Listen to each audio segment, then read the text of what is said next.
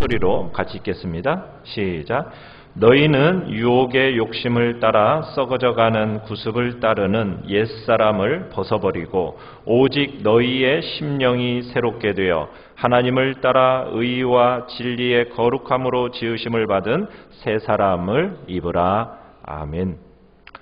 오늘은 사망의 음침한 골짜기에서 기쁨의 산까지라는 이제 진행 경로를 놓고 우리가 말씀을 나누겠습니다.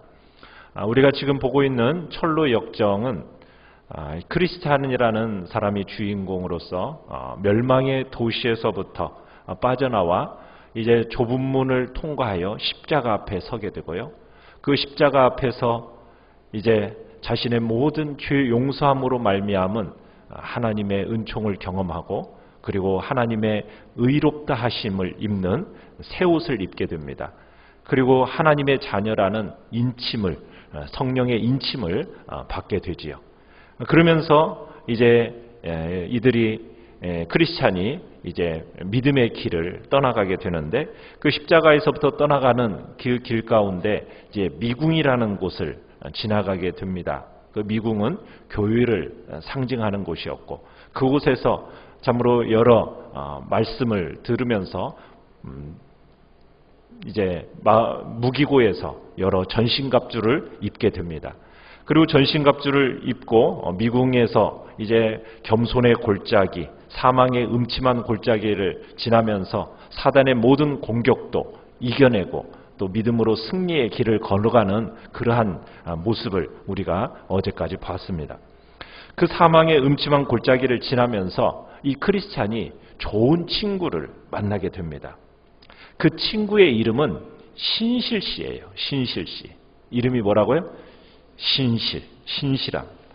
참 교회 안에 보면은 우리를 시험 들게 하는 사람도 있지만 또 신실한 친구들을 만나기도 합니다. 이 신실씨는 크리스찬에게 자기의 간증을 들려줘요. 과거에 자기에게 이러이러한 어려움이 있었고 그런데 그런 상황 속에서 이렇게 나는 승리를 했다라는 자기 간증을 크리스찬에게 들려주면서 크리스찬이 많은 도움을 받게 됩니다. 자, 첫 번째 같이 한번 읽어보겠습니다. 1번입니다. 시작. 구별되는 사람들. 신실을 만나서 이제는 좋아졌다 싶은 바로 그때 옆에 달라붙는 한 사람이 있습니다. 그 사람은 누구냐면 수다쟁이입니다. 수다쟁이가 딱 달라붙었어요. 이 수다쟁이는 말만 많아요. 말만 많고 도움이 되지 않는 친구입니다. 수다쟁이는 은혜를 진심으로 믿지 않으면서도 믿는 척 하면서 말로만 꾸미는 사람이에요. 수다쟁이 아버지의 이름이 또 재미있는데 이름이 뭐냐면 달변입니다. 달변. 그래서 이 사람은 말한 바는 행하지 않고 오직 이 말로만 하는 사람. 크리스찬은 이들을 묘사하면서 뭐라고 얘기를 했느냐면 자, 말씀 하나 띄워보겠습니다. 고린도전서 4장 20절입니다. 시작. 하나님의 나라는 말에 있지 아니하고 오직 능력에 있습니다. 말만 잘하는 것, 그건 하나님 앞에서 옳은 게 아니에요. 말 잘하는 것이 그렇다고 해서 나쁘다는 얘기는 아닙니다. 그러나 말 잘하는 것만이 결코 신앙의 본질은 아니라는 거예요. 말보다 중요한 게 있죠. 그게 뭡니까? 우리의 삶입니다. 삶. 이 순례자의 길에 있어서 언어에 신실함이 없는 사람을 우리는 조심해야 됩니다. 말만 있고 삶이 없는 사람. 이 언어라는 것은 어떻게 보면 영성을 측정하는 영성의 바로미터라고 할 수가 있습니다. 그 말과 그 삶이 일치하는가. 그게 아주 중요하다는 얘기예요. 자, 그런데 이제 이 사람들이 이 수다쟁이의 유혹을 뿌리치고 한 곳에 도착하게 되는데 그 곳에 도착한 곳은 뭐냐면 허영의 시장이라는 곳에 도착하게 됩니다. 허영의 시장에 들어서자마자 화려한 것들이 막 눈을 돌아가게 만듭니다. 그러니까 마귀와 그 수하들이 크리스찬 이 순례자들이 반드시 이 허영의 시장을 통과할 것을 알고서는 온갖 상품들을 진열해 놓은 거예요. 그러면서 이 순례자들로 하여금 지체하게 만드는 겁니다. 이 허영의 시장에서 1년 내내 팔리는 것들이 있는데 그건 뭐였냐면 좋은 집, 좋은 땅, 명예, 승진, 욕정, 금은 보화, 진주, 보석 이런 것들이 즐비하게 있습니다. 그리고는 이 시장에는 어떤 사람들이 있느냐? 속이는 자들, 매춘부, 마술사, 또 사기꾼, 도박자, 또 불량배 이런 사람들이 넘쳐나는 거예요. 그리고 이 시장에 진열되어 있는 것들은 마치 그런 겁니다. 육신의 정욕, 안목의 정욕, 이생의 자랑. 그래서 우리로 하여금 우리의 마음을 세상에 빼앗기도록 그 많은 유혹들이 바로 이 허영의 시장에 있다라는 겁니다. 그런데 이 크리스찬과 이 신실 씨가 이 시장에 들어서자마자 사람들의 주목을 받게 돼요. 왜냐하면 이 사람들은 이 허영의 시장의 사람들과는 달라도 너무 다른 거예요. 완전히 다르게 보였기 때문에 사람들의 주목을 받게 됩니다. 뭐가 다르냐? 옷이 달랐어요. 그리고 말이 달랐습니다. 그리고 그들의 관심사가 달랐어요. 여기서 옷이 다르다라는 얘기는 뭐냐? 생활 방식이 다르다는 말입니다. 자, 오늘 본문 에베소서 4장 22절을 다시 한번 읽어볼까요? 자, 오늘 본문 에베소서 4장 22절 시작. 너희는 유혹의 욕심을 따라 썩어져가는 구습을 따르는 옛사람을 벗어버리고. 그리고는 우리가 무엇을 입었다고요? 새 사람을 입었다라는 거예요. 그러면 우리의 삶이 어떨 수밖에 없습니까? 세상 사람들과는 다를 수밖에 없다라는 거예요. 다른 것이 정상입니다. 세상 사람들과 다른 것이 정상이라는 거예요. 믿음의 사람의 삶은 세상 사람과는 달라야 된다는 얘기입니다. 그런데 오늘날 우리는 세상 사람들과 다르려고 하지를 않아요. 어떻게 하면 내가 세상 사람들과 맞출까? 여기에 우리 신앙인들의 모습이 있습니다. 다르지 않으려고 애쓰는 모습들이 우리 그리스도인들의 삶이 되어버렸다는 거예요. 다른 것이 매력인 줄 모른다는 거예요. 여러분, 세상 사람들이 우리 그리스도인을 바라볼 때 자기들과 똑같다라는 것에서 그 사람들이 우리를 좋게 볼까요? 아닙니다. 우리는 세상과는 다른 존재라면 그들은 우리에게 다름을 기대한다는 얘기예요. 다른 것이 우리 매력인 줄 알아야 돼요. 소금이 맛을 잃으면 어떻게 됩니까? 그 맛을 잃어버리는 순간 우리는 아무 쓸데가 없는 겁니다. 우리는 빛입니다. 그 빛이 어두워지면 어떻게 되는 겁니까? 우리는 세상 가운데 쓸모없는 존재인 겁니다. 어떻게 보면 오늘날 한국교회가 우리 그리스도인들이 세상에 대해서 영향력을 상실해버린 이유가 무엇이겠습니까? 세상 사람들과 다를 바가 없기 때문에 우리로부터 그들과 다른 점을 찾을 수가 없기 때문이에요. 삶의 스타일이 똑같아져 버렸습니다. 똑같이 이기적입니다. 똑같이 욕심을 부리기 때문입니다. 두 번째로는 말이 달라야 됩니다. 말이. 세상 사람들의 입은 이 세 사람을 입은 사람들의 현저한 변화 중에 하나는 뭐냐? 언어의 변화입니다. 언어. 말의 변화예요. 여러분, 에베소서 4장 25절을 같이 한번 읽어봅시다. 에베소 4장 25절. 자, 말씀 거의 에베소 4장 25절입니다. 시작. 그런즉 거짓을 버리고 각각 그 이웃과 더불어 참된 것을 말하라. 이는 우리가 서로 지체가 됩니다. 우리 그리스도인의 입술에서 나오는 말은 무슨 말이 나와야 된다고요? 참말이 나와야 된다고요. 안 믿는 사람들에게는요, 거짓말이 당연하게 여겨지겠지만 우리에게 있어서 우리의 입술에서 나오는 말은 참된 말이 나와야 된다는 얘기입니다.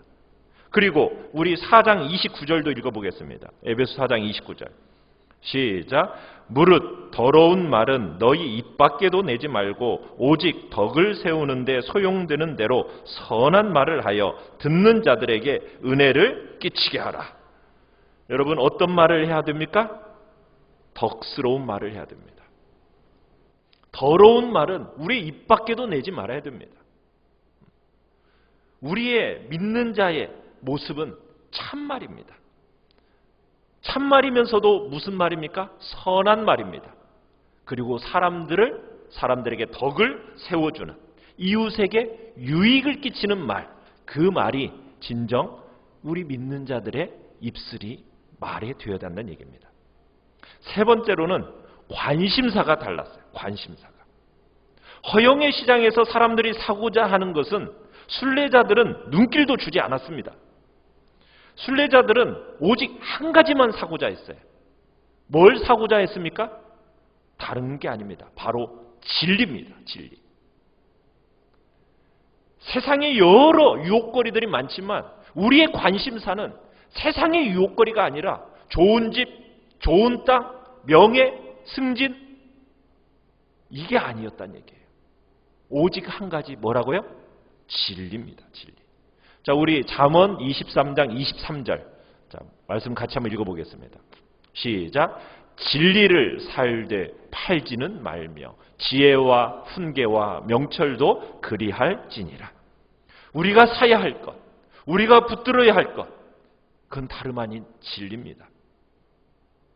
예수님은 당신이 진리라고 말씀하셨습니다. 그분의 말씀이 진리입니다. 우리의 관심사는 예수님이 관심사여야 되고 그분의 말씀이 관심사가 되어야 된다는 얘기입니다. 다른 것, 그 이외의 것에는 우리의 관심이 되어서는 안 된다는 얘기예요. 우리는 진리를 붙들며 살아가는 존재란 얘기입니다. 우리는 세상 사람들과 마찬가지로 다른 것에 많은 관심을 갖게 되어져 버리면 우리는 다를 바가 없는 존재란 얘기입니다. 우리는 달라야 됩니다. 옷이 달라야 되고 말이 달라야 되고 관심사가 달라야 됩니다. 우리의 생활 방식이 달라야 돼요. 우리의 입술에서 나가는 말은 참된 말이요, 그리고 선한 말이요, 덕스러운 말이요, 유익을 끼치는 말이 되어야 되고, 우리는 오직 진리를 알고 그 진리 속으로 깊이 들어가서 살아계신 하나님의 은혜를 아는, 거기에 우리의 온 관심이 쏟아지는 사람, 그 사람이 진정 크리스찬이란 얘기입니다. 우리 시편 119편 37절을 같이 한번 읽어보겠습니다. 시작. 내 눈을 돌이켜 허탄한 것을 보지 말게 하시고 주의 길에서 나를 살아나게 하소서. 이 시장을, 허영의 시장을 통과하면서 크리스찬과 신실 씨는 참으로 줄곧 이렇게 기도한 거예요. 내 눈을 돌이켜서 허탄한 것을 보지 말게 하시고 주의 길에서 나를 살아나게 하소서. 우리에게 이 기도가 필요합니다. 자, 2번을 같이 한번 읽어보겠습니다. 시작. 박해와 절망의 공격들. 이 크리스찬 일행이 이 허영의 시장에서 박해를 받게 됩니다. 순례자이면서 또 이 천성을 향하여 예루살렘을 향해서 가는 중이라고 이 사람들이 고백을 함으로 말미암아 이 사람들이 박해를 받게 되는 거예요. 자신의 신앙을 고백한 겁니다. 그러자 이 고백을 이 시장 사람들이 좋아하지를 않습니다. 여러분, 세상은 우리의 이 신앙의 고백을 좋아하지 않습니다. 여러분, 그래도 우리는 이 고백 포기하면 됩니까? 안 됩니까? 포기해서는 안 됩니다. 여러분, 초대 그리스도인들이 왜 그렇게 많이 순교를 했습니까? 왜 많은 순교자들이 나왔습니까? 포기할 수 없는 고백이 있었기 때문입니다. 무슨 고백입니까? 예수는 뭐다? 나의 주이시다. 예수님은 나의 주님이시라는 그 고백을 포기할 수 없었기 때문에 체포당했고 죽음의 자리까지 갔던 겁니다. 가이사가 주가 아니라 예수가 내 주님이시다, 이 고백으로 말미암아 체포당했고 맹수의 먹이가 되었습니다. 그들은 재판장으로 끌려가면서도, 그런 중에서도 그들을 끌고 가는 이들을 향해서, 박해하는 이들을 향해서 욕하지 않습니다. 도리어 그들을 축복합니다. 오히려 온유하게 대합니다. 베드로전서 3장 9절을 같이 한번 읽어보겠습니다. 시작. 악을 악으로 욕을 욕으로 갚지 말고 도리어 복을 빌라. 이를 위하여 너희가 부르심을 받았으니 이는 복을 이어받게 하려 하심이라. 우리의 부르심은 뭐라고요? 악을 악으로 욕을 욕으로 갚는 것이 아니라 복을 빌어주는 겁니다. 우리가 이걸 위해 부름받았고 그래야 복을 이어받는 자로 살아가기 때문이란 얘기죠. 시장을 관리하는 사람들, 이 사람들 속을 지나가던 이 신실 씨와 크리스찬, 특별히 신실 씨가 그들 앞에서 정말 그들의 신앙을 공백을 해나가고 그리고 믿음으로 그 고백을 하다가 결국 싸움이 벌어졌습니다. 크리스찬의 친구였던 이 신실 씨가 그 자리에서 순교를 당하게 됩니다. 우리의 신앙의 선배들도 그렇게 박해받고 순교 당했습니다. 그러나 그 순교가 그에게 무엇을 안겨주었을까요? 우리 요한계시록 2장 10절 같이 한번 읽어보겠습니다. 시작. 내가 죽도록 충성하라. 그리하면 내가 생명의 면류관을 내게 주리라. 주님은 그들의 머리에 면류관을 씌워 주셨을 것입니다. 그렇게 신실 씨가 정말로 죽었고 그리고는 크리스찬은 외로움 속에 이제 홀로 그 길을 걸어갈 수밖에 없었을 때 하나님께서는 또 한 사람을 붙여주십니다. 그 친구는 누구냐? 소망 씨입니다. 소망. 순례길에 이 새로운 친구 소망을 하나님께서 보내주신 것입니다. 이 소망은 허영의 시장에 살던 사람이었습니다. 그런데 이 신실 씨가 순교하는 모습을 보고서는 이 소망이 감동을 받게 된 겁니다. 아니 진리 때문에 저렇게 목숨을 걸다니. 그렇다면 정말 그 진리가 반드시 있구나. 진짜 진리라는 게 있구나. 참된 것이 있다라는 사실을 그는 마음속에 감동을 받고서는 저게 진리가 참된 것이 아니라면 저렇게까지 목숨 걸 수 있겠는가? 소망은 거기서 감동을 받고서는 하나님의 사람이 된 겁니다. 그리고는 크리스찬의 동반자가 된 거죠. 그리고는 이 소망이라는 친구는 마침내 죽음의 강을 건너서 시온성까지 크리스천과 함께 들어가게 됩니다. 그렇습니다. 소망이 없으면 우리는 인생을 살 수가 없고 희망이 없으면 우리는 하루도 살 수가 없는 거죠. 그래서 소망이 있다라는 것이 놀라운 것이고 크리스찬이 소망을 만나서 이제 소망의 그 길을 가게 되는 겁니다. 자, 그런데 이 소망과 함께 천성을 향해서 가다가 한 성에 갇히게 됩니다. 그 성의 이름은 뭐냐면 의심의 성입니다. 의심의 성. 사실 이 크리스찬하고 이 소망이 가는 길이 너무 힘든 거예요. 너무 힘드니까 쉬운 길로 가려는 유혹을 받게 되고 그 쉬운 길로 가려고 그 길에서 벗어났다가 의심의 성에 들어가게 됐는데 그 의심의 성에서 절망의 거인을 만나게 됩니다. 이 절망의 거인은 순례자인 이들을 만나자마자 감옥 속에다가 집어넣어 버립니다. 그 감옥의 이름은 의심의 감옥입니다. 이 성의 주인, 이 절망은 거인이에요. 거인인데 그 절망의 아내가 더 잔인합니다. 그 아내의 이름은 뭐냐? 무기력입니다. 무기력. 우리 신앙인들은 이 믿음의 길을 가다가 때로 의심이 생깁니다. 그래서 의심의 포로가 돼요. 근데 의심의 포로, 의심하는 것, 그 자리, 의심하는 것에서만 멈추는 게 아니라 뭐 어떻게 된다고요? 무기력함의 포로가 되는 모습을 우리는 보게 되는 겁니다. 신앙생활 하다가 의심할 때가 있고 회의를 가질 때가 있고 무기력에 빠질 수 있습니다. 자, 의심의 감옥 속에 갇혀 있을 때 이 절망의 거인인 부인, 절망의 거인의 부인인 무기력이 찾아와서 뭐라고 얘기하냐? 너는 여기서 절대로 빠져나갈 수 없다. 너는 희망이 없어. 네가 여기서 취할 수 있는 최선의 선택은 고통을 줄이는 길밖에 없는데 그것은 자살뿐이야. 이렇게 무기력이 얘기를 하는 거예요. 너는 여기서 빠져나갈 수 없다. 네가 자살을 차라리 선택해라 하면서 종용하는 거예요. 부추기는 겁니다.